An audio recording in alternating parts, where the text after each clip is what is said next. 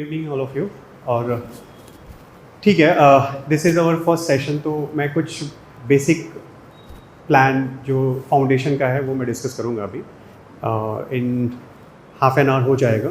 फिर जो भी क्वेश्चंस हो गए, I would like to hear the questions की जो भी डाउट्स हैं।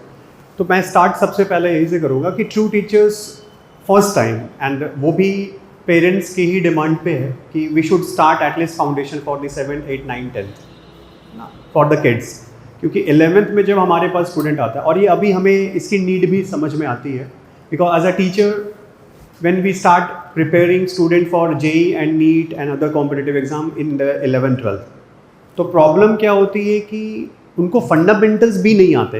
And I am not saying this about the student from coming from periphery, ये नासिक सिटी के भी सो कॉल्ड अच्छे स्कूल के भी जब स्टूडेंट अपने पास आते हैं, they also suffer a lot 11th में। And we start from very basics, जो कि उनको एक्चुअली 6th, 7th, 8th में सिखा दिया जाना चाहिए, वो भी हमें सिखाना पड़ता है।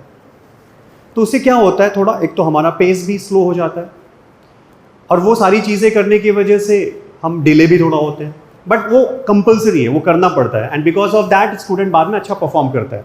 तो ठीक है, 12th के बाद JEE NEET में हमारा अच्छा रिजल्ट आ रहा है and students are doing well, but अगर हम उनका ये जो बेसिक जो हम जिसको ब्रिज कोर्स यहाँ बोलते हैं, मतलब 2 months का हम ब्रिज कोर्स स्टार्ट करते हैं इन 11th, जब स्टूडेंट आता है, जैसे आज से स्टार्ट हुआ है, मॉर्निंग में हमारी जो नेक्स्ट ईयर की बैच है 11th की, वो स्टार्ट हुई आज। तो अब will conduct bridge course for next 2 months। But ये प्रॉब्लम क्या आ रही है कि स्टूडेंट्स का ब्रिज कोर्स तो हम करा देते हैं, लेकिन एक्चुअली ब्रिज कोर्स 2 months में हम फिनिश करते हैं। एक्चुअली ये 4 years जो 7 to 10 तक होता है, उसमें ये कंप्लीट हो जाना चाहिए था इन मोर डिटेल। तो वहाँ से हमने स्टार्ट किया है कि उस चीज़ को, उस गैप को फिल करने के लिए ये फाउंडेशन है। एंड माई सेकेंड थिंग कि it is why it is different from the other foundation, because everybody is running foundation, है ना, बड़े बड़े क्लासेज हैं, and no need to tell the name, सभी बड़े इंस्टीट्यूट्स फाउंडेशन रन करते हैं। बट वो फाउंडेशन और यहाँ पे जो हम बात करें, ये फाउंडेशन में डिफरेंस क्या है, एंड हम क्या कराने जा रहे हैं, मैं उसकी बात कर लेता हूँ अभी।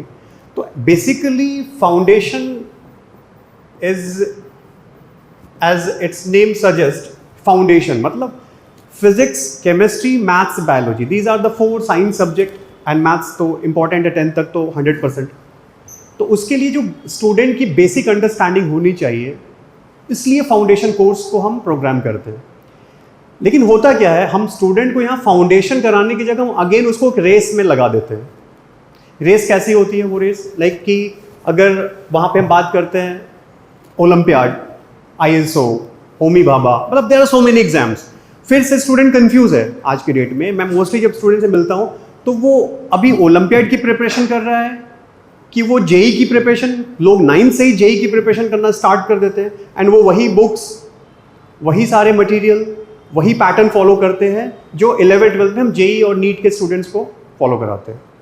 द प्रॉब्लम इज कि वो जो ऑलरेडी 11th 12th में उसको करना है, बट उसको अभी कराया जाता है 8th 9th 10th में शुरू कर देते हैं। तो स्टूडेंट स्टार्टिंग से ही प्रेशर लेना शुरू करता है। And I am not saying कि कुछ लोग नहीं कर पाते, डेफिनेटली कुछ स्टूडेंट्स करते हैं जो एक्सेप्शनल होते हैं। एक्सेप्शनल इन द सेंस कि वो नेचुरली उस तरह से उनका इन्वायरमेंट, सराउंडिंग ऐसा होता है कि मैं बोल रहा हूँ 100 में से 1-2% बच्चे होते हैं जो कोप अप कर लेते हैं, सो कॉल्ड वो प्रेशर, जो प्रेशर की ऑलरेडी उनके पास 11th 12th में आने वाला है, वो उसके लिए पहले से 8th से ही रेडी हो जाते हैं। I know personally the student, कई स्टूडेंट को मैं जानता हूँ जो क्या कर रहे हैं, अभी 9th में है, but they are solving 11th book, 10th फिर वो 12th करते हैं, फिर जब 11th 12th में जाते हैं तो सिर्फ रिवाइज करते हैं। But I never in the favour of this type of curriculum. And अभी तो एक नया ट्रेंड स्टार्ट हो चुका है कि 9th 10th के स्टूडेंट को स्कूल जाने नहीं दे रहे, जस्ट लाइक 11th 12th में हम करते हैं। 11th 12th में हमारे यहाँ student, it's of record, but student school नहीं जाता है, उसकी सारी चीज़ें एकेडमिक्स हम कंप्लीट करते हैं, तो उसका स्कूलिंग पूरा गया, जो अनफॉर्चुनेट है, एक्चुअली होना नहीं चाहिए। लेकिन चलो ठीक है, 11th 12th is very crucial phase for career, तो वहाँ तो समझ में आता है। बट हम अपने बच्चों के साथ 8 से ही स्टार्ट कर दे रहे हैं, 9 से स्टार्ट कर उसको स्कूल से दूर कर दे रहे हैं। जबकि स्कूल्स में not only education, there are so many other things like socialisation होता है एंड एक्स्ट्रा करिकुलर एक्टिविटीज़ है, उसके उनके अंदर लीडरशिप क्वालिटीज़ आती है because they participate in different events and basically school का पर्पस भी वही है, स्पोर्ट्स एक्टिविटीज़ होती है। क्योंकि 10th के बाद उसको ये चांस नहीं मिलने वाला, एक बार 10th में निकल गया तो वो बच्चा सिर्फ करियर की रेस में ही दौड़ेगा ज़िंदगी भर, जब तक कि उसको अच्छा कॉलेज ना मिल जाए। अच्छा कॉलेज मिलेगा देन अगेन फिर से उसका ठीक है, बट प्रॉब्लम ये है। तो 10th तक हमने क्या किया, स्कूल से दूर कर दिया, डमी और लोग ऐसा कर रहे हैं। ये कंप्लीटली नॉनसेंस है। अगर कोई भी इस चीज़ को सजेस्ट करता है कि बच्चे को स्कूल से निकाल के आज ही उसको रेडी कर देते हैं हम कि वो जाए 11th में टॉप करे, ये कहीं भी सक्सेसफुल नहीं है। सिर्फ ये रेस है। अगर आप इसका ब्रॉडर पिक्चर देखेंगे, we have the so many datas कि ये मोस्टली जो 100 स्टूडेंट्स अगर किसी ने इस तरह से प्रोग्राम में रन किया है तो वो 90% फेल हुए हैं। वो 11th 12th में भी अच्छा परफॉर्म नहीं कर पाते हैं और स्कूल भी चला जाता है उनके साथ। तो ये इन सब पे नहीं पढ़ना है। तो आई एम वेरी क्लियर कि जो भी फाउंडेशन हम स्टार्ट कर रहे हैं, क्योंकि ये आज का डिसीजन नहीं है, ये लास्ट 4-5 ईयर से आप समझ लो we are just analysing the foundation of every institutes in not only Nashik across the India कि कहाँ कहाँ पे कौन कौन से फाउंडेशन कोर्सेज का क्या पैटर्न चल रहा है। तो फाइनली एक जो कंक्लूजन है वो हमने क्या डिज़ाइन किया मैं वो बताता हूँ, क्योंकि हम इन सब के पीछे जाने वाले बिल्कुल नहीं हैं। तो हमारा पर्पस क्या है? पर्पस है कि यहाँ पे स्टूडेंट जब all 4 science subject PCMB, and यहाँ से हम इसको प्रिपेयर करेंगे उसके फंडामेंटल कॉन्सेप्ट्स, एंड वो कोई अलग नहीं है। And not we are not going to teach them something else that is not in their subject. ऐसा नहीं है कि अगर बच्चा 8th में है तो 8th की book, whether it is CBSE, ICSE, IGSE, even Cambridge board, IGSE board, किसी भी बोर्ड का स्टूडेंट हो, अगर आपको कभी टाइम हो तो अपने बच्चे की बुक्स को कंपेयर करना एक बार, क्योंकि ये सारी चीज़ें हमने लास्ट 4-5 मंथ्स में ये कंपेयर किया है, ये स्टडीज़ की है। जितने भी बोर्ड्स हैं, ये स्टेट बोर्ड हो या फिर CBSE हो एंड ICSE, ये मेन 3 बोर्ड्स होते हैं। तो ये तीनों बोर्ड्स हैं, इनके अगर आप करिकुलम देखोगे तो ये 7th, 8th, 9th, 10th, even 6th भी है, बट 6 इज टू अर्ली, तो वहाँ पे जाने की ज़रूरत नहीं होनी चाहिए। तो 7th, 8th, 9th, 10th, ये 4 इयर्स में जो सब्जेक्ट डिवाइडेड है, physics, chemistry, maths, biology, just you look at the topics. कोई भी एक सब्जेक्ट उठा लो आप, लेट्स से फिजिक्स, मैं फिजिक्स सिखाता हूँ तो I will talk about the physics. Physics का सब्जेक्ट उठा लो और कोई भी बोर्ड है, उस बोर्ड में सिर्फ फिजिक्स के टॉपिक्स देखो आप कि 6th में क्या पढ़ा उसने, 7th में कौन से topic, just chapter, don't go into the content कि वो क्या सिखाया जा रहा है, वो नहीं, सिर्फ चैप्टर के जो फर्स्ट पेज होती है ना, जहाँ पे उसका लिखा होता है, चैप्टर्स की लिस्ट होती है, तो चैप्टर के लिस्ट में सिर्फ आप फिजिक्स, केमिस्ट्री, मैथ्स, बायो, तो फिजिक्स को आप उठाना, उसके टॉपिक्स की लिस्ट बनाओ। देन 7th में क्या सिखाया, 8th में क्या है, 9th में क्या है, 10th में क्या है। फिर आप 11th 12th की वो आपके पास नहीं होगी तो आप गूगल से डाउनलोड कर सकते हो।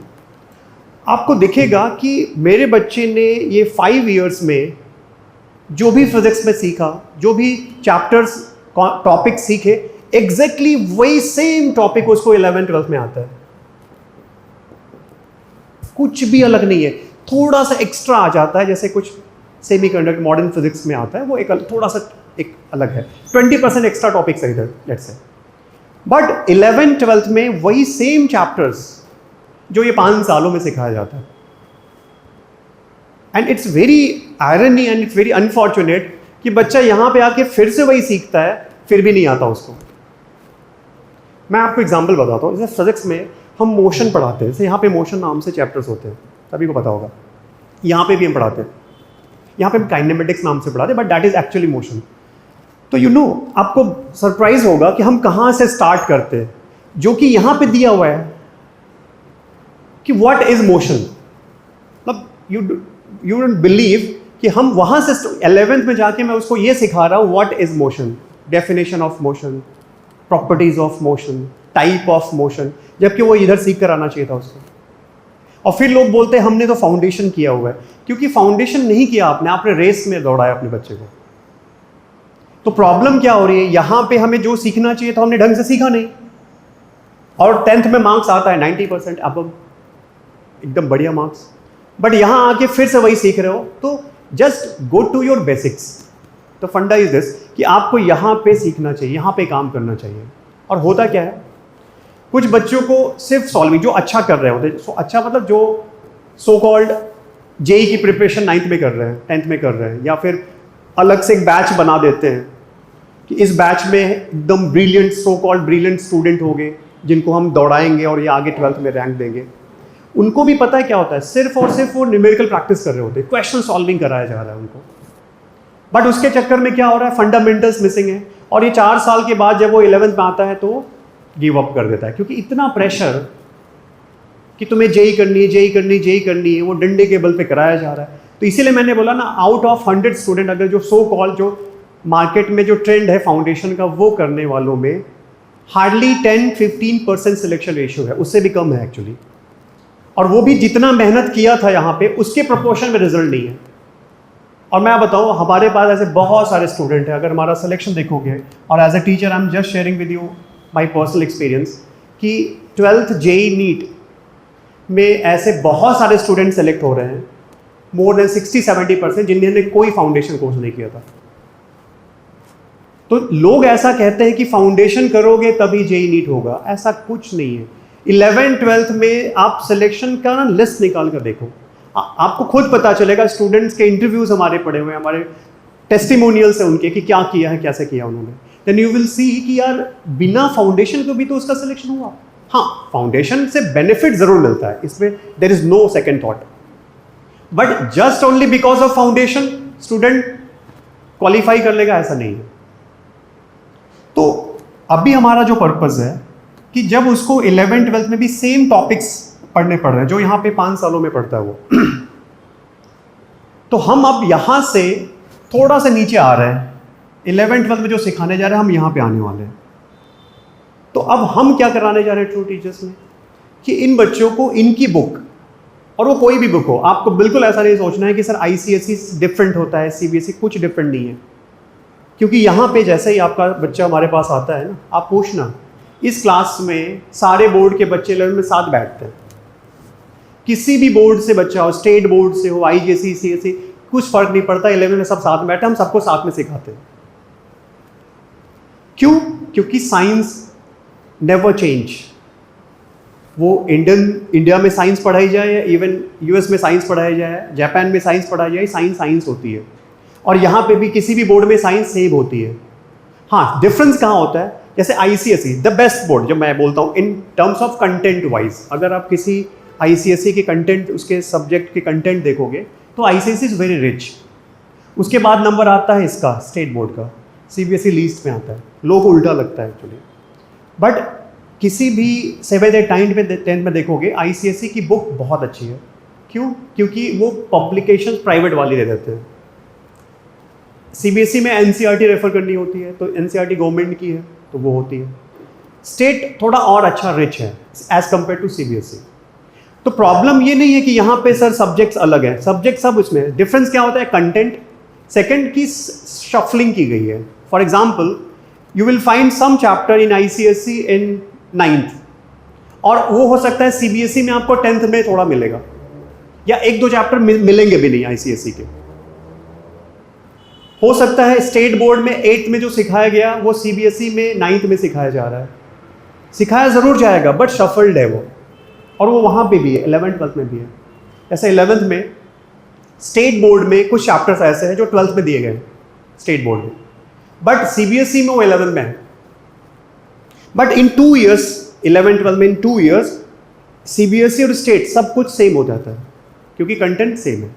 तो सेम यहाँ पे भी, तो ये बिल्कुल सोचना नहीं, एक्चुअली सिर्फ मार्केट। इसीलिए अभी गवर्नमेंट 1 नेशन 1 बोर्ड करने जा रही है। न्यू एजुकेशन पॉलिसी का पर्पस ही वही है, क्योंकि सिर्फ कंफ्यूज करके रखा हुआ है पेरेंट्स को कि तुम ICSE के हो, तुम ये पढ़ो। अरे स्टूडेंट 9th-10th का है, उसको अलग कैसे साइंस पढ़ा सकते हो तुम? ठीक है, मैं समझता हूँ महाराष्ट्र की हिस्ट्री अलग है, इंडियन हिस्ट्री अलग है, कंटेंट वो अलग हो जाता है, बट साइंस नहीं बदल सकता।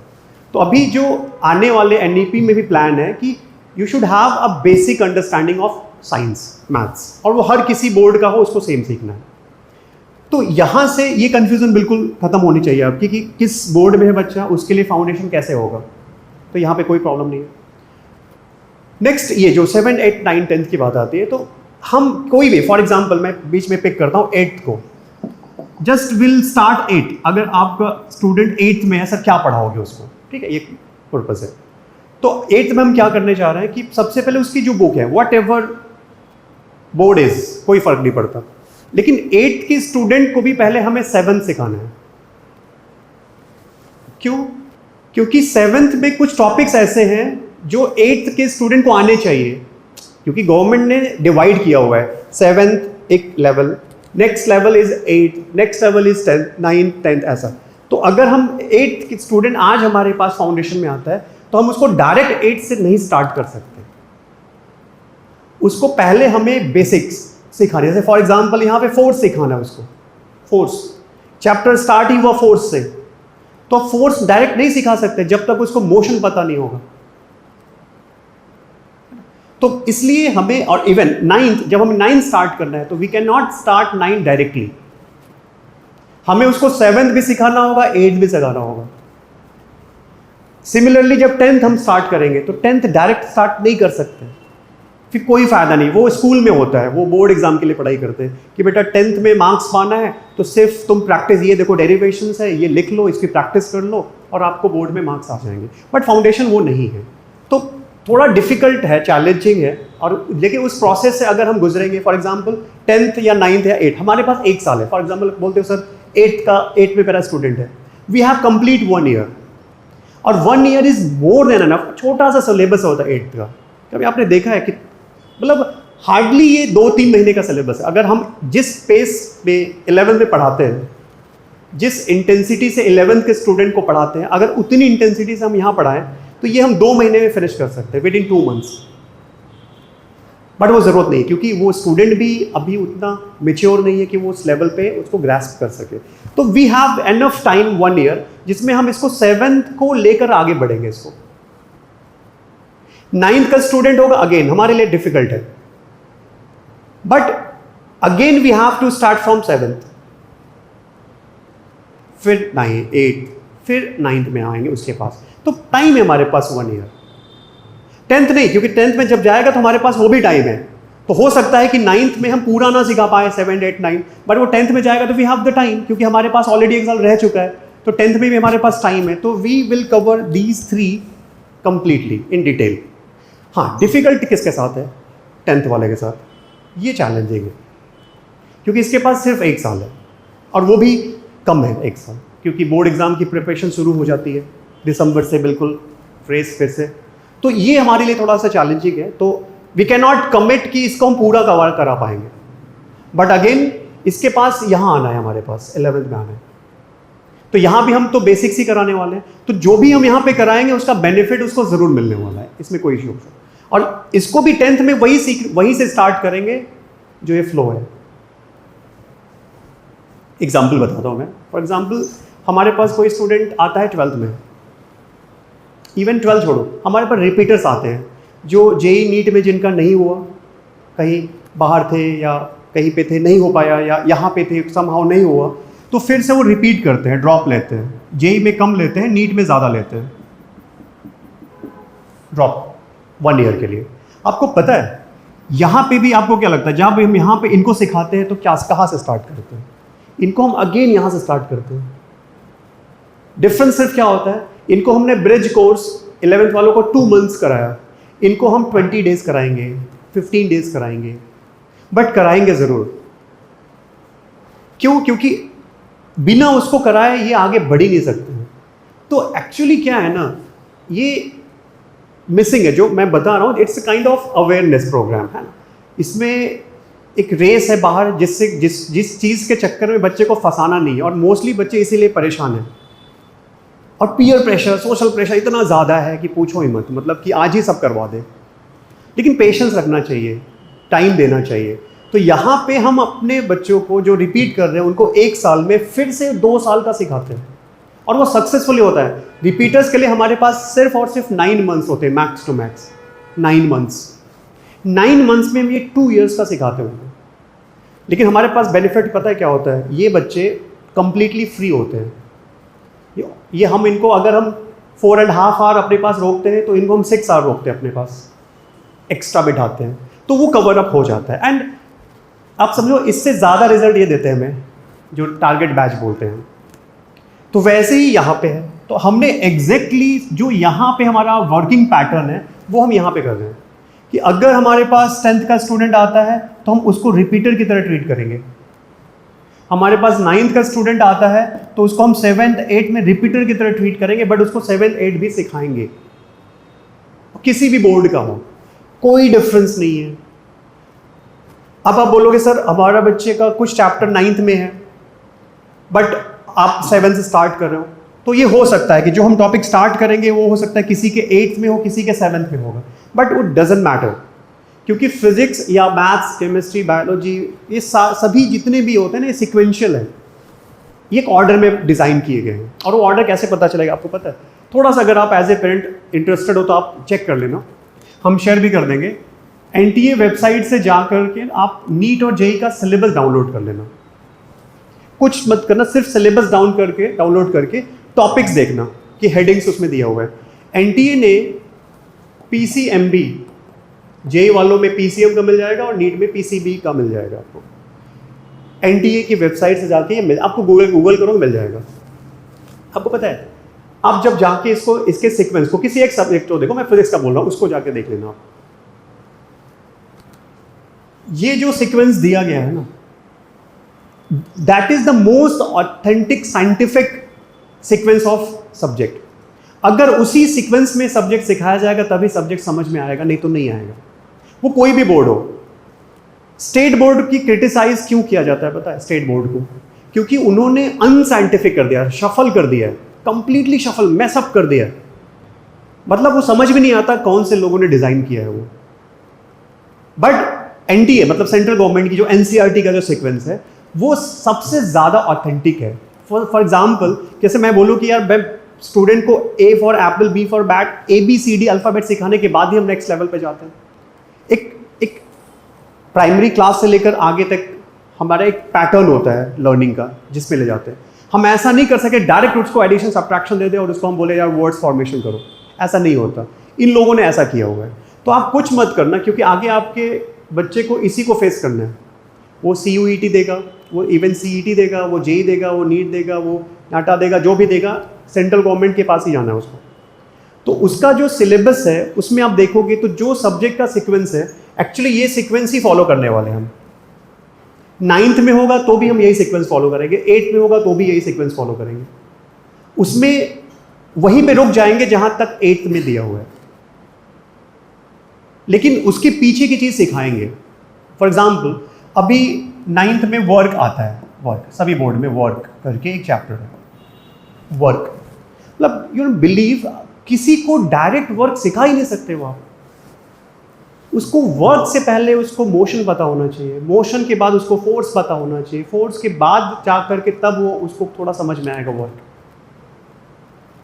उसमें कुछ और चीज़ें हैं जो इनके कहीं दिया नहीं है, दैट इज वेक्टर। मतलब मैं फिजिक्स की बात करूँ, कुछ ऐसे टॉपिक्स हैं जो इन लोगों ने नहीं दिए हैं, ICSE ने थोड़ा दिया हुआ है वेक्टर। तो हमें इन सबको सिखाना पड़ेगा वेक्टर।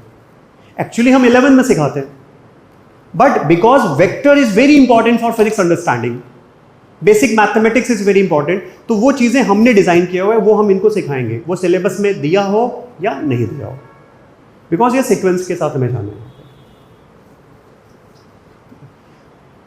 तो ये हमारा खुद का पैटर्न होगा, and we are not going to follow any olympiad exam, एनी ISO, जो भी है, that is the by product. जैसे हम 11th 12th में करते हैं, हम यहाँ पे सिखाते हैं उनको साइंस, फिजिक्स, केमिस्ट्री, मैथ, उसके बाद उनको JEE देना है, नीट देना है, बिकॉज अल्टीमेटली सारे एग्जाम्स में पूछते तो वही है ना। हम सिर्फ डिफरेंट एग्जाम्स लेते हैं, यहाँ पे भी वही करने जा रहे हैं। हम स्टूडेंट को सिखाएंगे पूरा फिजिक्स, केमिस्ट्री, मैथ्स, बायो, इस तरह से। उसका बेनिफिट उसको कहाँ मिलेगा? एक तो सब्जेक्ट की अंडरस्टैंडिंग होगी, बिकॉज उसको पता चलेगा एक्चुअली सब्जेक्ट बना क्यों है, 8th में क्या पढ़ा था, 9th में अब क्या पढ़ने जा रहे थे, how 8th is related with 9th and how 10th will depend on 9th sequence, topics का इंपॉर्टेंस क्या है। प्रैक्टिस जब हम कराएंगे तो प्रैक्टिस में ओलंपियाड के क्वेश्चंस होंगे, सारे जितने कॉम्पिटिटिव एग्जाम्स हैं, इवन उसमें JEE नीट के भी क्वेश्चंस होते हैं। एंड मैं बताऊंगा आपको ऐसे क्वेश्चंस जो 9th के बुक्स में डायरेक्ट दिया हुआ है, वो हम 11th में 12th वाले बच्चों को कराते हैं, उनको भी नहीं आता, मतलब अनफॉर्चुनेट, जबकि उसको यहाँ करके आना चाहिए था। तो ऐसा नहीं है, हम यहाँ पे जब प्रैक्टिस कराएंगे, पहले हम फंडामेंटल्स की बात कर रहे हैं, just understanding, basic understanding of all physics, chemistry, maths, biology concept, then it's comes to the practice. Practice में will cover all MCQ questions only, क्योंकि थियोरेटिकल तो वो स्कूल्स में कर लेंगे ऑलरेडी। यहाँ पे हम एमसीक्यू क्वेश्चंस पे फोकस करेंगे, जिसमें बाकी सारे कॉम्पिटिटिव एग्जाम्स आ जाते हैं। इवन उसमें जेई और नीट के भी होंगे, जो बच्चों को पता नहीं चलेगा कि यार ये जेई नीट के हम सॉल्व कर रहे हैं, बट एक्चुअली वो सॉल्व कर रहे होंगे वहाँ पे। ठीक है, तो ये एकेडमिक्स का हो गया। हमारे सेपरेट मॉड्यूल्स होंगे, मतलब बुक्स तो है इनके पास, बट विल प्रोवाइड मॉड्यूल। हर एक क्लास के लिए डिफरेंट मॉड्यूल्स हमारे पास, जिसको हम फॉलो करेंगे। क्लास जो भी जिस भी बोर्ड का बच्चा है, डेफिनेटली वो उस बोर्ड की बुक फॉलो ही करने वाला है, लेकिन हम उसको सेपरेट मॉड्यूल देंगे। मॉड्यूल में एमसीक्यू क्वेश्चंस हैं, तो उस क्वेश्चन की प्रैक्टिस कराने के लिए हम मॉड्यूल देंगे। कंटेंट के लिए हमारे टीचर्स, हम यहाँ पे कंटेंट हम नोट्स के थ्रू उनको कंप्लीट करवाएंगे, जो यहाँ पे हैंड रिटन नोट्स वो बच्चा खुद बनाएगा अपना क्लास में। ठीक है, नेक्स्ट आता है कि अब इस सब्जेक्ट की थ्योरी तो हो गई, न्यूमेरिकल भी हो गया, हमारा प्लान है कि यहाँ पे हम एक्सपेरिमेंट्स करवाएंगे उनको। तो chemistry and biology specially, and physics में डेमोन्स्ट्रेशंस, क्योंकि फिजिक्स के भी बहुत अच्छे एक्सपेरिमेंट्स हैं। एक्चुअली 5 सालों में इतना बड़ा टाइम है, जो हम 2 सालों में मिलता है कुछ भी नहीं है वो, बट 5 ईयर्स है, जो सिलेबस भी कम है। तो एक्सपेरिमेंट करने के लिए एक्सपेक्टेड है, गवर्नमेंट ने बोला कि भाई एक्सपेरिमेंट करके सिखाओ, बट वो नहीं हो रहा है। तो हमारा प्लान है यहाँ पे कि हम उनको एक्सपेरिमेंट्स करवाएंगे। And we have the virtual reality device, जो अभी इट्स वेरी यूनिक, जो मैं बाद में आप लोगों को शो करूँगा। उसमें एनसीईआरटी की सारी बुक्स की वर्चुअल रियलिटी में उसको कन्वर्ट किया गया है। इट्स 3D प्रोग्राम, कि वो जैसे आपने कभी अगर हॉलीवुड मूवीज़ देखा होगा, तो जस्ट आप अगर वो गॉगल लगाते हो, it's electronically and battery powered. तो उसमें क्या होता है, जस्ट लाइक हार्ट, तो अगर हार्ट है तो वो स्क्रीन पे नहीं, वो आपको दिखेगा आपके सामने हार्ट है। तो 3D visualisation, and you can rotate it and you can see the blood flow, how blood is flowing in the, मतलब ये काफ़ी एक यूनिक फीचर है। तो जो स्टूडेंट्स को हम दिखाना चाहें, उसमें 20 स्टूडेंट्स का हम बैच बना के उसको हम एक्सपेरिमेंट्स कराएं। उसमें केमिस्ट्री के एक्सपेरिमेंट्स है, मतलब पूरी एनसीईआरटी उन्होंने, एक्चुअली वो 11th-12th के लिए बनाई गई है बेसिकली, क्योंकि 11th-12th की पूरी एनसीईआरटी को उन्होंने उस 3D वर्चुअल रियलिटी प्रोग्राम में प्रोग्राम किया हुआ है। It's very fantastic. तो हमारा वो है कि एक लैब हमारे पास है, जिसके थ्रू हम एक्सपेरिमेंट्स परफॉर्म करेंगे, और साथ में ये वर्चुअल रियलिटी का एक जो प्रोग्राम है हमारा। तो ये 2 चीज़ें हम क्लब कर रहे हैं अदर देन स्टडीज़। साथ में हमारा जो 11th में बहुत कम कर पाते हैं, क्योंकि इतना टाइम नहीं है हमारे पास, but we have enough time यहाँ पे बच्चों के साथ। तो उनका group discussions, speech competitions, just like कि सब्जेक्ट रिलेटेड, क्योंकि वो बहुत इंटरेस्टिंग और बहुत बढ़िया होता है। फॉर एग्जाम्पल कि मैंने कुछ सिखाया, चलो करंट, जस्ट एग्जाम्पल करंट सिखा दिया बच्चे को, बट क्या समझ में करंट, अगर उस स्टूडेंट को किसी को समझाना है कि यार व्हाट इज करंट, सर ने क्या सिखाया, व्हाट इज हिज और हर अंडरस्टैंडिंग अबाउट करंट, तो he should able to explain कि करंट क्या है। लिखना अलग होता है, लिखना तो वो रट करके लिख देगा, बट रटना नहीं है। जस्ट लाइक कि इन योर ओन लैंग्वेज, बच्चे बोल नहीं पाते, आपको पता है 11th-12th में आते हैं स्टूडेंट, बोल नहीं पाते हैं, टर्म्स नहीं बोल पाते वो। उनको हम क्लास में, अगर आप कभी क्लास देखो, उनको मैं बोलता हूँ, वो फिर बोलते हैं ऐसे। इट्स जस्ट लाइक कि जैसे छोटे बच्चों को नहीं बोलते ए फॉर, तो सारे बोलते हैं एप्पल, उस तरह की बात हो जाती है। मतलब ये चीज़ें हमें करनी चाहिए 11th-12th में, मतलब, बट यहाँ पे नहीं। क्यों? क्योंकि वो टर्म्स ही नहीं बोलते। अगर मैं उनको सूडो फोर्स बोलता हूँ, तो कुछ लोग तो सिर्फ लिखे हुए हैं, बोले ही नहीं है कभी, सूडो ही नहीं बोल पा रहे हैं, वो क्या सूडो। ठीक है, तो इट्स, तो स्पीच, ग्रुप डिस्कशंस, वो सारी चीज़ें। तो इसमें स्टूडेंट को at least they should be vocal, कि यार जो प्रॉब्लम्स हैं उसको डिस्कस करो, उसको शेयर करो, टीचर से बात करो। और ये काम 11th में थोड़ा मुश्किल होता है, क्योंकि हमारे लिए सामने में लिमिटेशन है। कोई नहीं पूछ रहा है तो ठीक है, या नहीं पूछ रहा है, हम बहुत ज़्यादा उसके पीछे नहीं पढ़ सकते, क्योंकि अगर पढ़ेंगे तो पूरी बैच पीछे हो जाएगी। हमें फिर वो सिलेक्शन एंड ऑल, फिर वो बहुत मुश्किल होता है। इसीलिए जो बच्चे कर भी सकते हैं 11th में, it's very as a teacher it's very sad thing कि जो यहाँ पे हमें पता है अगर इनको ज़्यादा टाइम मिलता तो शायद कर लेते, बट वो नहीं कर पाते। लेकिन यहाँ पे हम वो काम कर सकते हैं, उनके पीछे पढ़ सकते हैं, पुश कर सकते हैं, करवा सकते हैं एक एक के साथ, क्योंकि यहाँ पे कोई प्रेशर नहीं, और इसलिए प्रेशर लेना भी नहीं चाहते कि हमें कोई प्रेशर दे। इसीलिए इस फाउंडेशन में कोई भी कमिटमेंट हम ऐसा नहीं करने जा रहे हैं कि नहीं हम ओलंपियाड करवा देंगे, हम ISO क्वालिफाई करा देंगे, हम होमी बाबा करवा देंगे, या फिर हमारा बच्चा तो जा कर के पूरा पक्का है बोर्ड में मार्क्स लेकर टॉप करेगा। ना तो हम स्कूल के कोई टेस्ट का प्रिपरेशन करवाएंगे यहाँ पे, कि देयर इज़ नो कमिटमेंट कि हमने टेस्ट की प्रिपरेशन कराई और जो स्कूल में होने वाला है उसकी हम प्रिपरेशन करा रहे, नहीं। वो आपको जैसे करवानी है स्कूल में, और एनफ है, बच्चे कर भी ले रहे हैं अभी, तो कोई बहुत प्रॉब्लम भी नहीं है। हम बस इतनी कमिटमेंट कर सकते हैं कि स्टूडेंट का फंडामेंटल जिसका नाम है फाउंडेशन कोर्स वो अच्छा हो जाएगा, फिजिक्स केमिस्ट्री मैथ्स बायो का, सो दैट कि बाद में वो with in 4, 5, 6 months he will feel confident about the subject.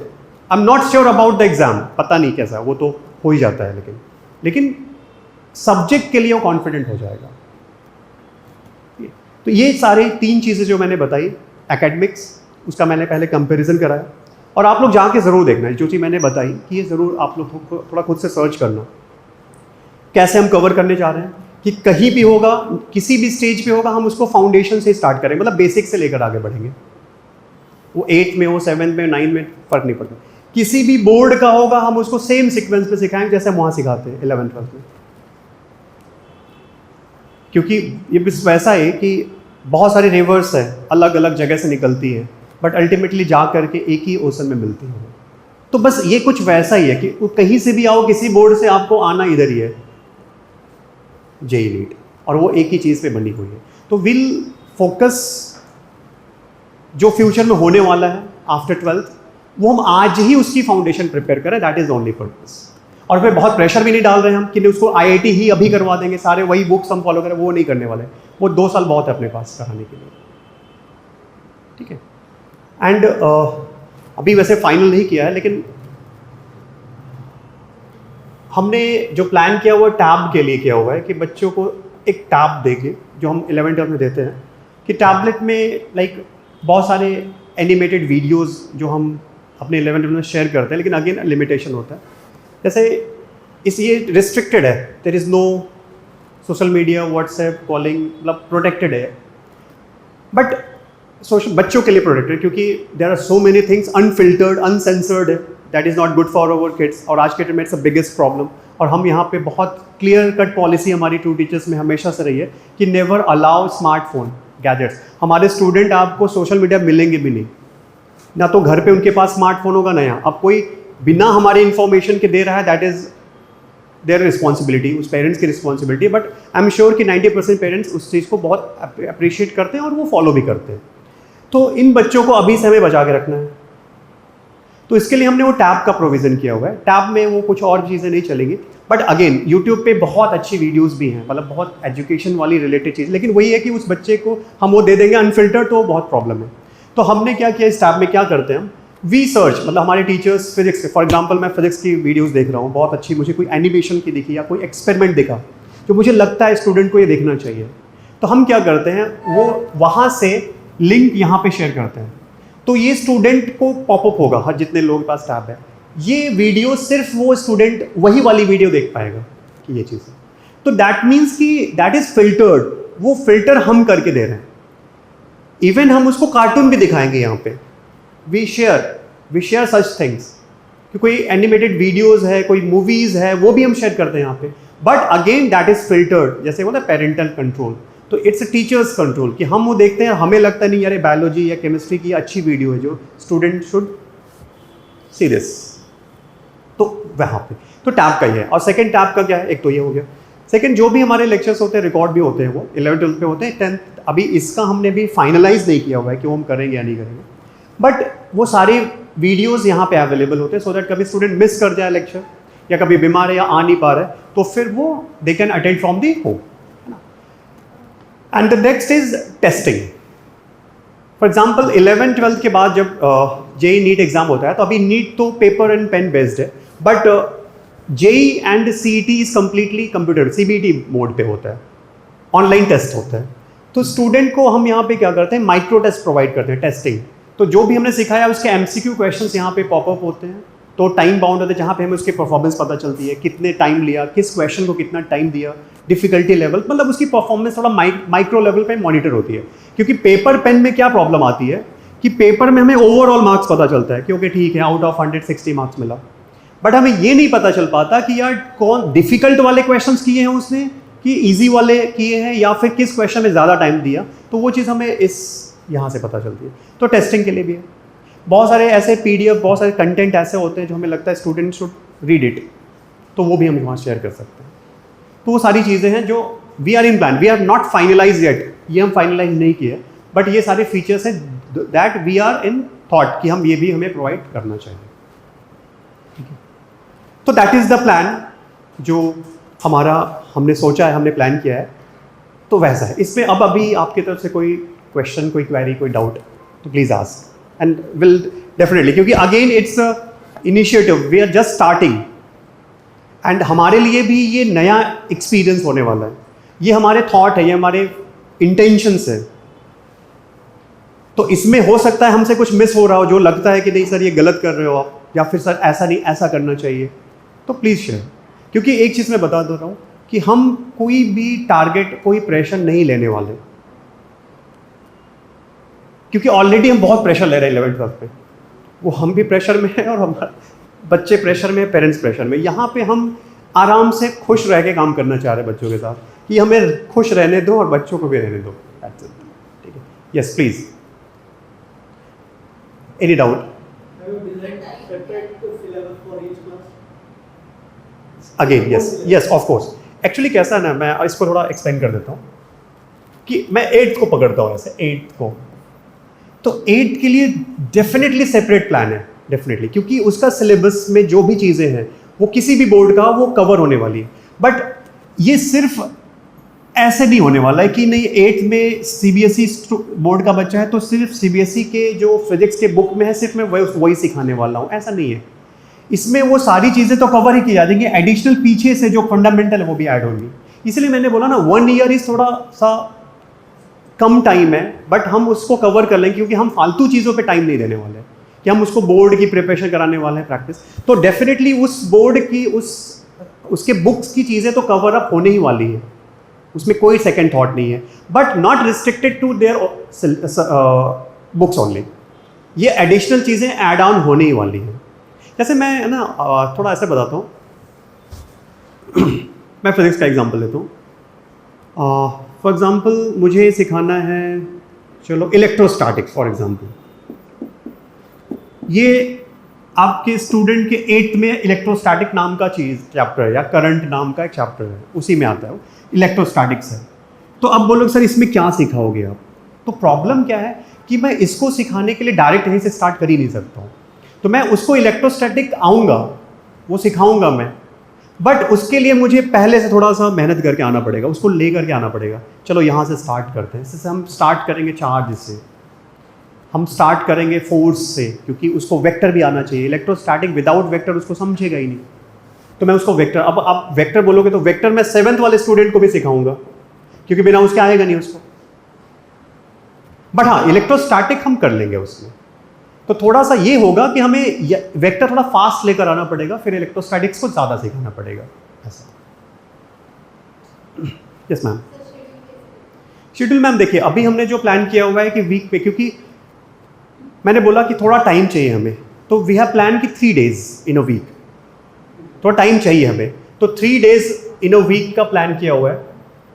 And अभी जो हमने प्लान किया 45 मिनट ईच लेक्चर, एंड जो हमने अभी प्लान किया that is Monday, Wednesday, Tuesday, 3 days, Monday, Tuesday, Wednesday, ठीक है। एंड संडे जो रखा है वो स्टार्टिंग में तो टेस्ट वगैरह नहीं होगा, बट बाद में आफ्टर 1-2 months जब थोड़ा सिलेबस हो जाएगा then we conduct the test. हाँ, और yes of course evening session होगा, क्योंकि स्टूडेंट का सभी स्कूल जाते हैं, वहाँ से फ्री होते हैं, तो मोस्ट प्रोबेबली 3:30-4 o'clock के बाद ही स्टार्ट होगा। नहीं बिल्कुल, यस, ये भी एक अच्छा क्वेश्चन है कि सभी बैचेस अलग अलग होंगे। यस, सभी बैच बट अभी जब स्टार्ट होगा तो हो सकता है 15-20 डेज हम सबको साथ मिले। क्यों? क्योंकि अभी कोई भी स्टूडेंट हमसे पढ़ा नहीं है। तो मैंने जैसे बताया 9th का भी हमें सिखाना वही है, 7th को भी सिखाना है। तो हमें फंडा, जिसको हम ब्रिज कोर्स बोलते हैं एटलीस्ट, तो आप समझो 15 डेज 1 मंथ हम सबको साथ में रखने वाले हैं। उसके बाद हम सेपरेट करने वाले हैं। तो थोड़ा सा जैसे फंडामेंटल्स हो जाएगा, जैसे मुझे फिजिक्स में कुछ बेसिक चीज़ें सबको ही सिखानी है, तो ये हम करने के बाद सेपरेट करेंगे। Yes ma'am. But of course सभी के, क्योंकि सभी का बुक्स अलग होता है, सभी का सिलेबस अलग है, तो हर एक क्लास को अलग ही कराना पड़ेगा, साथ में नहीं हो सकता। बट अभी बिकॉज वी आर स्टार्टिंग, तो हम उसको साथ में लेकर के 15-20 डेज 1 मंथ तक हम उसको एक साथ करेंगे। उसके बाद हम will separate it, because we have 1 year time कि नेक्स्ट ईयर ही उसको बाद, क्योंकि अभी अप्रैल में स्टार्ट हो रहा है। Yes ma'am. हाँ यस।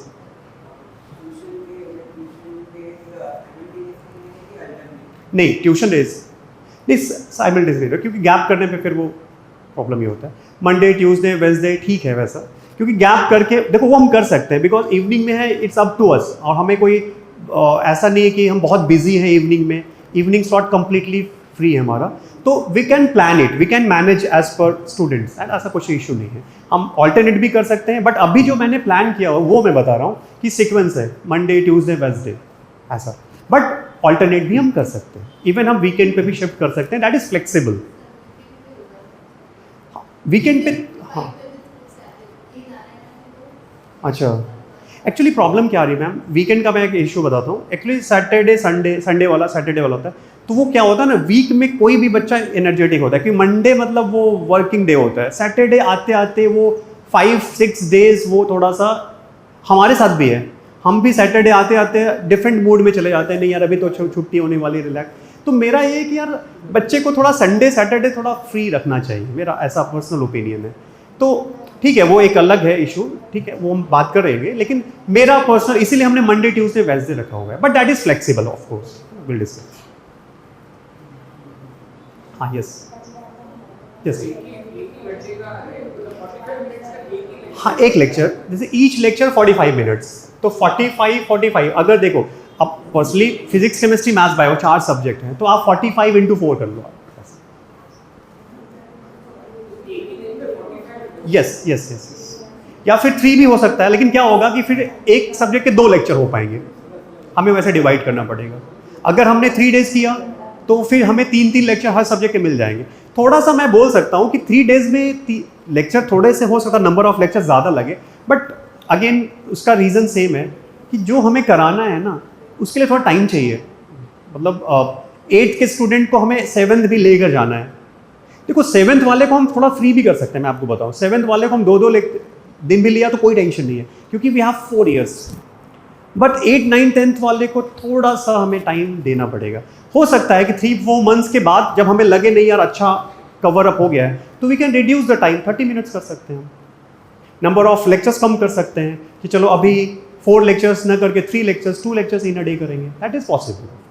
बट स्टार्टिंग में जैसे मैंने बोला, ये हमारा एक्सपीरियंस नहीं है, मतलब वी आर कंप्लीटली न्यू कि हम क्या करें।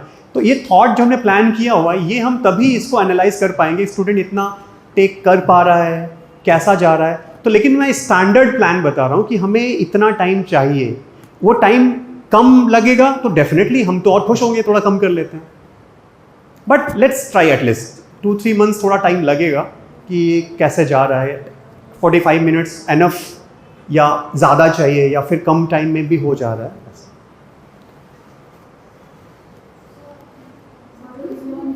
यस यस बेटा, मॉड्यूल्स में सेपरेट मॉड्यूल्स होंगे। इवन वो मॉड्यूल का लेवल मैं बता दूं, अभी जो हम 11-12 जेईई नीट के लिए जो मॉड्यूल प्रिपेयर करते हैं, वो उसी सेम कंपनी का मॉड्यूल है जो हम लास्ट 7 ईयर से वही यूज़ करते हैं, that is very standard module. लेकिन अगेन फिर मैं बोल रहा हूँ, module is for the practice only, not for the reading, जो हम 11-12 वालों को बोलते हैं। मॉड्यूल जस्ट प्रैक्टिस के लिए है, सिखाने का हमें यहाँ पे खुद है, टीचर्स हम सिखाएंगे, and you have to prepare your own notes, write करना है। जैसे मैंने कुछ सिखाया, जैसे मैंने यहाँ पे जो भी लिखा था, तो will dictate it and you have to write it, and whatever we have written on the board you have to write it, क्योंकि राइटिंग इज़ वेरी इंपॉर्टेंट है ना, सिर्फ सुन करके फिर वो ऐसा। लेकिन मॉड्यूल्स मिलेगा, ठीक है। हाँ यस, टेस्ट यहीं पे होंगे, यस टेस्ट यहीं पे होंगे। और टैब में जो माइक्रो टेस्ट देते हैं वो कभी कभी हम जैसे 11 में कम करते हैं, ऐसा जैसे होम असाइनमेंट देते हैं हम, वो टैब पे ही होता है, लेकिन वो इनके लिए बहुत बर्डन नहीं है। प्रैक्टिस में जो पेपर्स होंगे वो सारे अभी मॉड्यूल में भी आप देखोगे मोस्टली वो ओलंपियाड के हैं, डिफरेंट स्टेट्स के जो CET हैं सभी, मतलब एक काफ़ी क्वेश्चन सभी वो करवाएंगे जो स्टूडेंट को करना है, मतलब एक स्टैंडर्ड लेवल। बट हम उसको ब्लाइंडली फॉलो नहीं करेंगे कि नहीं अब तो हम ये बैच, जैसे क्या होता है जो हमने देखा है कि ये बैच ओलंपियाड की प्रिपरेशन कर रहा है, ये हमारे क्रीम क्लास हैं सो कॉल्ड, SRG पता नहीं क्या क्या ही नाम होता है, तो वैसा कुछ यहाँ नहीं होने वाला। हम सभी को एक साथ लेकर चलने वाले हैं। हाँ डेफिनेटली उसमें से जो शाइन करेगा, जो अच्छा करेगा, will provide extra facility, extra मतलब एक्स्ट्रा पेपर्स देंगे जैसे हम 11-12 में करते हैं। तो जो बच्चे बहुत अच्छा पिक करने लगते हैं, हार्ड वर्क कर रहे हैं, जो हम BM बोल रहे हैं, तो हम उनको एक्स्ट्रा पेपर्स देते हैं फिर कि चलो तुम अभी और करना है तुम्हें तो ये भी लो, ये मटेरियल भी लो, ऐसा। बट टीच सेम करेंगे सभी को। यस प्लान ऐसा ही है।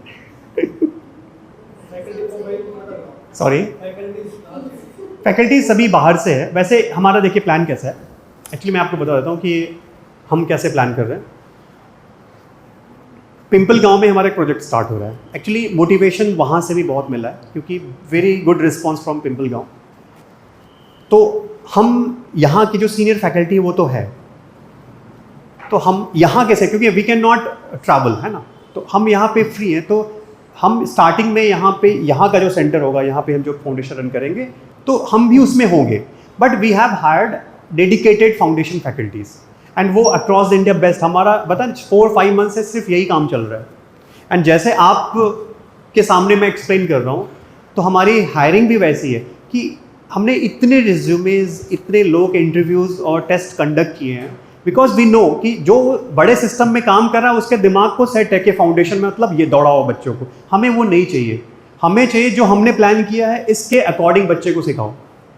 तो वो ऑलरेडी सारी चीज़ें प्रोसेस हो चुका है जो हमने 4-5 मंथ से प्लान किया हुआ है। बट यस ऑफ कोर्स जो यहाँ की फैकल्टीज़ हैं वो भी उसमें रहेगी, क्योंकि डेडिकेटेड हमें और काम करना है तो हमारे पास एक सेपरेट टीम होनी चाहिए। तो सेपरेट टीम तो है ऑफ कोर्स, लेकिन हम भी वहाँ पे हैं। हाँ यस, मैं वही सोच रहा था कि वो लास्ट वाला क्यों नहीं कोई पूछ रहा है कि पैसा कितना लोगे। तो फीस तो मैं अभी बोल रहा हूँ ना कि हमने तो कुछ सोचा ही नहीं उसके बारे में कि फीस का कैसा, लेकिन फिर भी मैं एक नंबर सोचा है मैंने, तो वो मैं बता देता हूँ कि हमने क्या सोचा था यार। हाँ यस 12,000 नॉट ऑल सब्जेक्ट, पर सब्जेक्ट है ना, ऐसा पर सब्जेक्ट। और मुझे पता है बाहर से बहुत कम है, सभी को पता है कि सभी लोग करते हैं, लेकिन इसका पर्पस ही अलग है। This is not our bread and butter, ठीक है, वो हमारा ऑलरेडी ब्रेड बटर अपने पास है। ये ट्रू टीचर्स का एक, आप ऐसे समझ लो, इट्स अ सोशल इनिशिएटिव जिससे हम कुछ क्रिएट करना चाह रहे हैं। एक मतलब एक डिफरेंट है, एक समझ लो एक्सपेरिमेंट है। ट्रू टीचर्स एक एक्सपेरिमेंट कर रहा है और हम उस एक्सपेरिमेंट को सक्सेसफुल होते देखना चाहते हैं। तो मैं नहीं चाहता कि किसी को ये ज़्यादा लगे और उसकी वजह से ना आए, ये नहीं। अगर बोलेगा सर ये भी ज़्यादा है तो उसमें भी मैं कर दूंगा, ठीक है, उसका, क्योंकि मुझे पता है हमें क्या करना है उसमें। 12,000 पर सब्जेक्ट, ये है 9th and 10th के लिए। 7th-8th वाले थोड़े से कम में हैं, तो इनको है पर सब्जेक्ट 7th-8th वाले नहीं। ठीक है, टैब तो थोड़ा अलग है, मतलब इसीलिए मैंने टैब का बोला था, मैंने फाइनलाइज नहीं किया क्योंकि मुझे भी सोचना पड़ेगा कहीं ऐसा तो नहीं है भाई अपने एक टाइम का खाना मुझे कम करना पड़े। तो ये है 11,000 पर सब्जेक्ट है, ये 7th-8th के लिए। मैं रीज़न बता देता हूँ, क्योंकि मैंने बोला ना यहाँ पे हमें थोड़ा आराम है, स्पेशली 7th में बहुत आराम है हमें, क्योंकि हमारे पास बच्चा 3 साल 4 साल रहने वाला है। हमारे पास इतना टाइम है कि आप पूछो ही मत। इधर बड़ी मारामारी है, मतलब 10th वाले तो ऐसे हैं कि भाई वो सर कुछ सब करा दो, तो वो थोड़ा मुश्किल है, तो इसलिए थोड़ा सा वैसा डिफरेंस है। टैब का फाइनलाइज नहीं किया, ऑफकोर्स टैब इसमें तो नहीं हो सकता है, टैब इसमें नहीं होगा, लेकिन टैब की कॉस्ट मैं बोल रहा हूँ कि टैब की कॉस्ट एक्चुअली 22,000 है, बट अगेन आपको देना है सिर्फ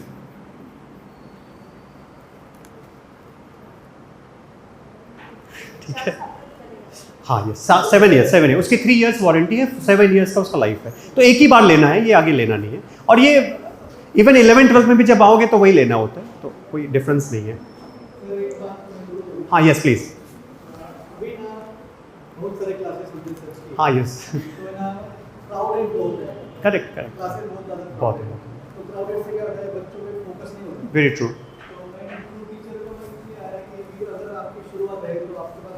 कम रहेगा ना इसलिए जी एग्जैक्टली हाँ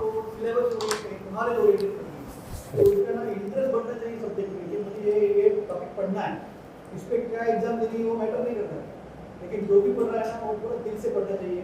उसको ऐसा बर्डन नहीं होना चाहिए कि इसको एग्जाम देनी है इसलिए वो पढ़ रहा है। वेरी ट्रू बाकी तो एग्जाम अपने आप दे रहा है। Very true. तो ये अगर आपका सिस्टम में होगा तो अच्छा है। ये सर यही सिस्टम, इसलिए मैंने कहा ना सर, आपको पता है सर ये हर साल, क्योंकि ऐसे मैम का बच्चा अपने पास रह चुका है, ऐसे बहुत सारे पेरेंट्स जो आज आए नहीं है but they are in touch. तो ये हम ऐसा जा रहे हैं लाइक हमारे पास वो एक्सपीरियंस है जो मतलब जनरली लोगों के पास नहीं होता है, वो हमारे पास वो ऑलरेडी एक्सपीरियंस है। हम नीचे इसलिए जा रहे हैं, हर साल रहता था कि सर क्यों नहीं लेते, क्यों नहीं करते टू टीचर्स, इतना तो देखे लोग हमें जाना पड़ता है, इधर ही करते हैं। बट मैं उसमें था नहीं यार, आपके पास इतना टाइम है, ये जो बच्चे 11th-12th में अपने पास आते हैं हमें अपनी एनर्जी उधर लगाने दो। लेकिन जो ये चीज़ ये एज ए टीचर मैंने थोड़ा मिस किया, आपको बताऊँ मैं कि थोड़ा लेट मुझे भी समझ में आया, क्योंकि मैंने खुद फाउंडेशन नहीं किया है। तो ठीक है, मेरे बहुत सारे स्टूडेंट फाउंडेशन नहीं किया था फिर भी सेलेक्ट हो गए। लेकिन अब ये बात लास्ट 2 ईयर से समझ में आ रही है कि फाउंडेशन का एक ऐसा ब्लाइंड रेस स्टार्ट हो चुका है कि बच्चा 10th आते आते गिव अप कर देता है। मैं आपको बताऊं, इतनी प्रॉब्लम है आज के डेट में कि आप स्कूल छुड़ा दे रहे हो, आप उसको आज ही जेई नीट मतलब उसको पता नहीं करके कैसा रखा हुआ है। और 10th जब आता है, और 10th के बाद, इसलिए मैं बताऊं क्योंकि हमारे पास वो एक्सपीरियंस है, 10th के बाद आपका बच्चा डाउट होने लगेगा आपको कि यार मैंने इसकी परवरिश की है, मतलब इस तरह की चीज़ें, क्योंकि हार्मोनल चेंजेस होंगे, वो ऐसा बिहेव करेगा कि आपको खुद पे डाउट होने लगेगा कि ये कैसा हो रहा है, कैसा बिहेव कर रहा है, ऐसा तो नहीं था ये। क्योंकि 11th-12th is like peak of hormones, और उस टाइम पे आपको यहाँ पे आप कुछ भी करवा लोगे, तो कितना भी प्रेशर दो लेगा, आप उसको दौड़ाओ बड़े बड़े इंस्टीट्यूट में, चलो तुम करो जाके, नहीं ये देखो तुम्हारा फ्रेंड ने ये तो क्वालिफाई कर लिया, वो तो इरोडोफ एससी वर्मा सॉल्व कर रहा है, तुम तो यार कुछ नहीं कर रहे हो। उस पर प्रेशर डालोगे, वो चुपचाप सुनेगा, यहाँ पे कुछ बोलेगा नहीं। वो जैसे ही 11th में आएगा, 10th के बाद 11th में पहुंचा, तो उसको मिलेंगे फ्रेंड्स, तो उसको विंग्स लग जाएंगे, वो फ्लाई करेगा और कहाँ गिरेगा पता नहीं है। और ये है जिसके बच्चे 11th में, आज के डेट में सबकी प्रॉब्लम है ये। तो क्या होता है ना कि वहाँ पहुँचने से पहले उसको आपने संभाल लेना है। संभाल लेना मतलब जो आपने बोला एग्जैक्टली वही है कि उसको सब्जेक्ट में इंटरेस्ट होना चाहिए। फोर्स नहीं कर सकते, क्योंकि यहाँ फोर्स नहीं कर पाओगे आप, उसके पास 1000 रास्ते हैं उसके करने के लिए।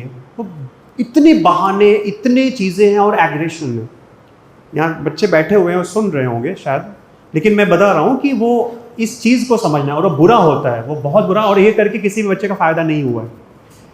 लेकिन अगर हमने उसको 10th तक आराम से रखा, जस्ट उसके इंटरेस्ट क्रिएशन पे काम किया कि बेटा तुम आराम से करो and just feel free and share everything what ever, and subject मज़ा आ रहा है कि नहीं आ रहा है।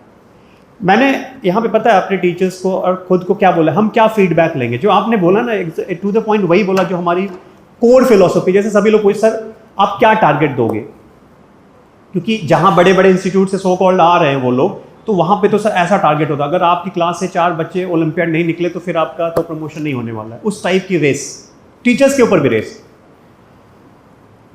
मैंने उनको एक ही चीज़ बोला, देखो मैं क्या, हर मंथ के लास्ट में हम फीडबैक लेंगे, और मैं 2 ही चीज़ें पूछूंगा, एक पेरेंट्स से पूछूंगा, एक स्टूडेंट से पूछूंगा। स्टूडेंट से पूछूंगा बेटा मज़ा आ रहा है कि नहीं आ रहा है तुम्हें केमिस्ट्री में, अच्छा लग रहा है फिजिक्स, बायोलॉजी कैसी लग रही है, मैथ्स कैसा। अगर वो बच्चा बोलता है नहीं सर मज़ा नहीं आ रहा, और ये हमारा फीडबैक होगा। कुछ नहीं, उसको तुमको कितना आता है फ़र्क ही नहीं पड़ता, क्योंकि हम सिखाने ही तो बैठे हैं, और कैसे नहीं सीखेगा वो क्लास में। अच्छा लग रहा है कि नहीं, अगर वो ये बोलता है और पेरेंट्स बोलते हैं नहीं सर, और दूसरा फीडबैक पेरेंट्स है क्या अभी घर पे कुछ चेंजेस दिखते हैं, आपको क्या लगता है? बोलना पड़ता है, पीछे पढ़ना पड़ता है, घर पे बोलता है नहीं पढ़ना है मेरे को, डर लगता है, समझता है मुझे नहीं करना है, या फिर कुछ बताता है सब्जेक्ट के बारे में, कुछ शेयर करता है। वो हर किसी को यही करना चाहिए 10th तक। हम ज़बरदस्ती पीछे पड़ जाते हैं कि नहीं तू ये बुक सॉल्व नहीं किया, तेरा मार्क्स इतना नहीं हो गया। हम एक्चुअली उस रेस से बिल्कुल बाहर हैं। अगर हमें कोई उधर दौड़ाना चाहता है तो हम तो भागेंगे नहीं, हम तो पहले ही सरेंडर कर देंगे भाई हम बाहर हैं। वो बाकी रेस है, वहाँ पे रेस में जा करके दौड़ सकते हैं आप, लेकिन रेस में जीतता तो कोई एक ही है ना। लेकिन हमारा पर्पस रेस है ही नहीं है, हम तो चाह रहे हैं सब के सब आगे बढ़े, है ना। इट्स जस्ट हाँ यस प्लीज सॉरी जी जी हाँ नहीं फास्ट लर्नर मैंने नहीं बोला यहाँ पे, नहीं लेकिन फास्ट लर्नर मैंने नहीं बोला, मैं तो सबको एक ही जैसा समझता हूँ। ठीक है अब ठीक है, मैं समझ गया।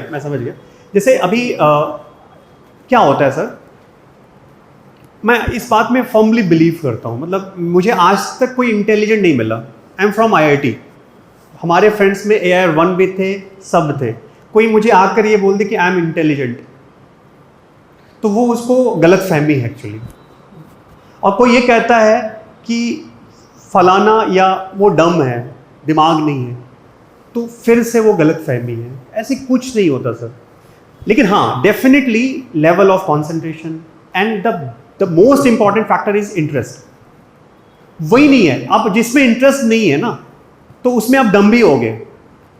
अगर मुझे फुटबॉल में इंटरेस्ट नहीं है तो ऑब्वियसली मेरे कुछ नहीं आता, पूछोगे मैं फेल हो जाऊंगा। मुझे क्रिकेट में इंटरेस्ट है, आप मुझसे पूछो तो मैं क्रिकेट में इंटेलिजेंट हूँ। तो इट्स ऑल अबाउट इंटरेस्ट। तो अपना देखिए, जो स्लो लर्नर फास्ट लर्नर होता है ना, वो एक्चुअली क्या होता है, जो सो कॉल्ड स्लो लर्नर है एक्चुअली वो कुछ बहुत फास्ट सीखता है। आप कभी ऑब्जर्व करना, कुछ चीज़ें वो बहुत फास्ट सीखेगा। जैसे अभी के बच्चों को देख लो, वो कितना भी मार्क्स कम है, उसको फ़ोन दे दो आप, फिर देखो वो क्या करता है। वो ऐसी चीज़ें करेगा, आपको लगे उसको गेम दे दो, PS5 ला के दे दो, आप देखो उसका दिमाग, हैंड, बॉडी और माइंड कोऑर्डिनेशन उसका देखो क्या फास्ट चले। आपको लगेगा यार ये टाइपिंग इतनी फास्ट है। तो it's not the question of the learning process, actually ये प्रोसेस है एक्चुअली इंटरेस्ट का। तो हमारा वही पर्पस है कि बच्चे को आप पहले इंटरेस्ट क्रिएट करने पे काम करो, जो भी है। और वो इतना आसान नहीं है, I am telling you, it's not easy task, it takes time. तो पहले तो जो कराना उसके पीछे उसका एक अपने लाइफ में इंपॉर्टेंस पता होना चाहिए कि यार मुझे फिजिक्स सीखनी, क्यों सीखनी है, where I can see physics, और फिजिक्स सीख के ऐसा मेरा क्या होने वाला है। तब जाकर स्टूडेंट सीखना इंटरेस्ट लेगा। नहीं तो आप कितना भी सिखाओ, उसका दिमाग, आप बात कर रहे हो, मैं समझा रहा हूं, उसका दिमाग कहीं और जा रहा है, उसको कुछ और, तो वो मेरी बात को रिसीव ही नहीं करेगा। आप कॉन्सेंट्रेट हो इसलिए सुन रहे हो, आप इसलिए मेरे से डाउट पूछ रहे हो। अगर सोच कर देखो, आपको इंटरेस्ट ही नहीं होता। जैसे बहुत सारे पेरेंट्स हैं ना जिनके बच्चे नहीं हैं, अगर 7th 8th 9th 10th में वो नहीं आए तो उनको कोई इंटरेस्ट नहीं है। अगर वो आगे बैठेंगे भी तो उनको लगेगा अरे क्या बातें चल रही है यार, अपने को क्या फ़र्क पड़ता है। बट तो इंटरेस्ट है तो, लेकिन फिर भी जो बच्चे यहाँ पे फॉर एग्जांपल, मुझे नहीं पता है कि 6th के पहले उनके साथ कैसा हुआ है, वो फंडामेंटल्स और उनके बहुत सुपर वीक हैं, अगर जो क्लास में कोप अप नहीं कर पा रहे। हमारे पास वो प्रोग्राम है 11th 12th में। यहाँ पे हम क्या करेंगे, जो मैंने बताया ना कि यहाँ पे हमारे बेस्ट पार्ट के, हम स्टूडेंट पे इंडिविजुअल फोकस कर सकते हैं आराम से बिठा करके। तो उन स्टूडेंट को हम लेके आराम से बैठ सकते हैं, इसीलिए हमने डेडिकेटेड टीम हायर की हुई है। नहीं तो हम सिखा सकते थे, मुझे क्या प्रॉब्लम है, मैं बड़े आराम से 2 लेक्चर 45-40 मिनट्स के लिए छोड़ दूँ, जाओ तुम, फिजिक्स सिखा दिया मैंने। बट उससे काम नहीं होने वाला। उससे कुछ बच्चों को जो ऑलरेडी रेडीमेड है उनको अच्छा होगा, लेकिन जिन बच्चों का फाउंडेशन पहले से वीक है, बहुत वीक है, उसके ऊपर काम करना पड़ेगा। That's why we need dedicated team. जी करेक्ट, जी जी जी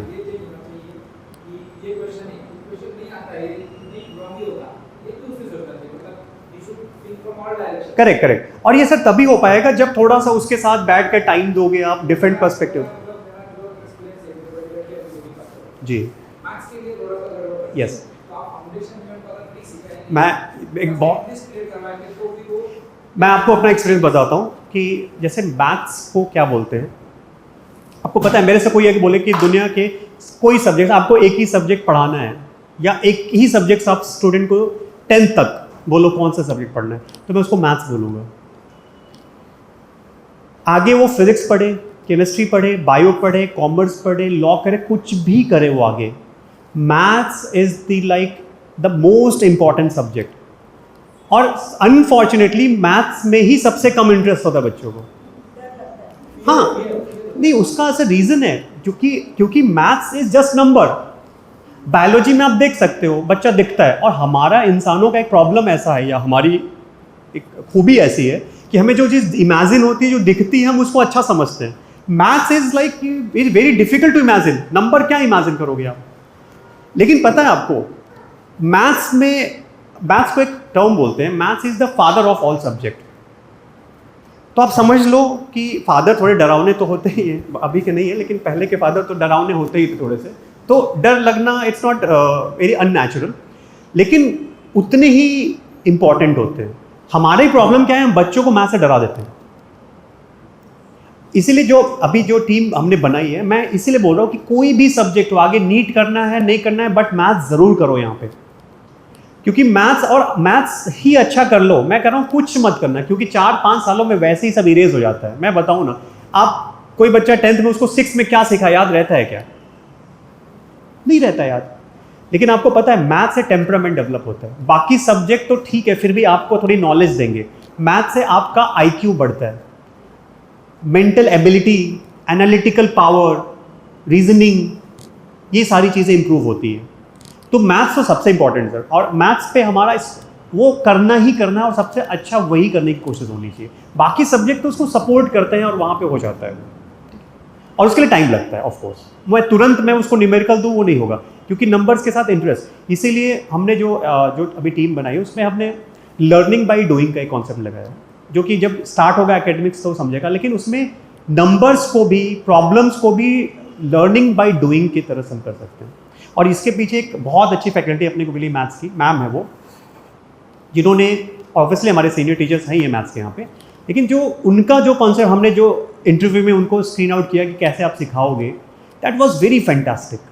मतलब मुझे पर्सनली वो लगा कि नहीं, दैट इज़ द थिंग जो स्टूडेंट को पता होना चाहिए, तब वो मैथ्स उसको मज़ा आएगा फिर करने में।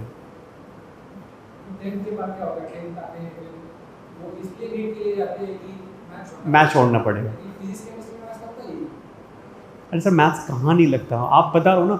आर्ट्स लेकर के आप जाओ UPSC, तो भी मैथ्स करना पड़ेगा, CSAT आ जाता है वहाँ पे। MBA करना है, वहाँ ही मैथ्स आ जाता है। और आने वाले टाइम में तो जी 100%। वो सर ऑलरेडी मैंने बताया ना, ये बड़े रिसर्च वाली चीज़ है। मतलब मैं आपसे जो शेयर कर रहा हूँ, ये इट्स कहते हैं ना कि लॉट ऑफ एनर्जी रिक्वायर्ड, और बहुत थॉट प्रोसेस है, तभी होगा। यस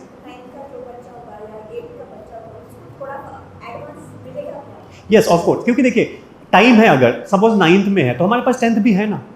और मैंने बोला ना, अगर मुझे कोई बोले, या कोई सबको जो 9th स्कूल में पढ़ा रहा है ना, उन टीचर्स को भी अगर पूछोगे ना कि 9th का कितना सिलेबस, एक्चुअली 9th का सिलेबस कुछ नहीं है।